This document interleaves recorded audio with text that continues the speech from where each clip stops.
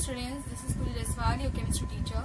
This video is basically for class 7th and 8th. On day 1, we have discussed some of the topics which were common in both the classes. I hope you must have written the notes. In this video, we will discuss the solution of the assignment which I had given you on day 1. Let's proceed. Now see the solution of the assignment which I had given you on day 1. Question number 1. Write the properties of all the three states of matter. You will start this answer like this. The properties of all the three states of matter are as follows. The first state is solid. So here you will write the properties of solids are as follows. Number 1. Solids have a fixed shape. Number 2. Solids have a definite volume. Number 3. Solids possess high density.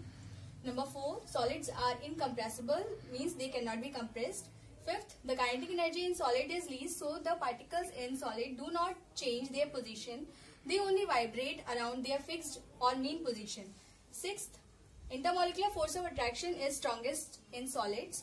Seventh, the intermolecular space between particles in solid is least or negligible, that much. Now see the second state of matter. The properties of liquids are as follows. First, liquids do not have a fixed shape. They take the shape of the containers they are stored in. Second, liquids have a definite volume. Third, liquids possess low density. Fourth, liquids cannot be compressed or can be compressed to a little extent. Fifth, liquids can flow from a higher level to a lower level. Sixth, the intermolecular force of attraction in liquids is less as compared to the solids but more than gases. Seventh, the intermolecular space between the particles in liquids is more than that in solids but less than that in gases. Now let's see the third state of matter, that is gases. The properties of gases are as follows. First, the gases do not have a definite shape. Second, gases do not have a fixed volume. Third, gases possess very low density. Fourth, gases are highly compressible. Fifth, gases can flow in all directions. Sixth, the interparticle force of attraction or intermolecular force of attraction is very weak in gases.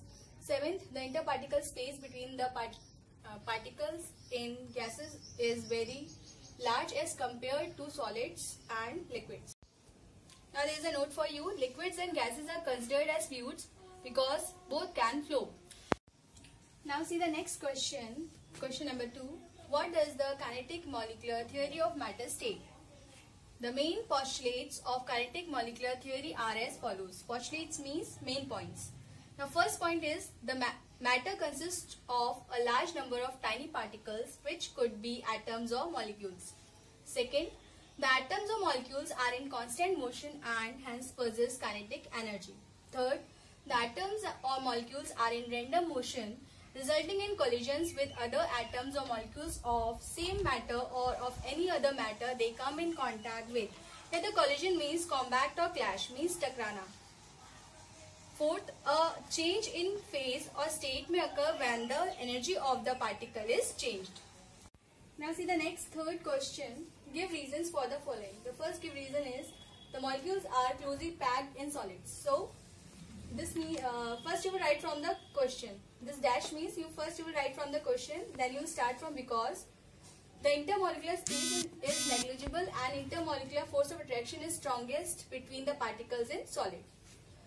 Second give reason, the molecules are less closely packed in liquids as compared to solids. Here again you will write first from the question, then you will start from because. The intermolecular space in liquid is more than solids. Hence, intermolecular force of attraction is less than that in solids. Third give reason, the molecules are far away from each other in gases. Again, you will write from the question, then you will start from because. The intermolecular space is the largest in comparison to liquids and solids. Hence, the intermolecular force of attraction is negligible in gases. Now, fourth give reason, liquids evaporate on heating. Answer, the kinetic energy in liquids is still not sufficient to overcome the attractive forces. However, the addition of a small amount of energy can make the particles move away from each other in liquids. Due to this reason, liquids evaporate on heating. Fifth give reason, solids have definite size and shape but liquids and gases do not.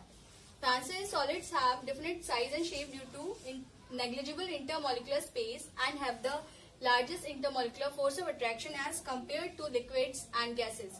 So particles in solids are tightly packed to each other.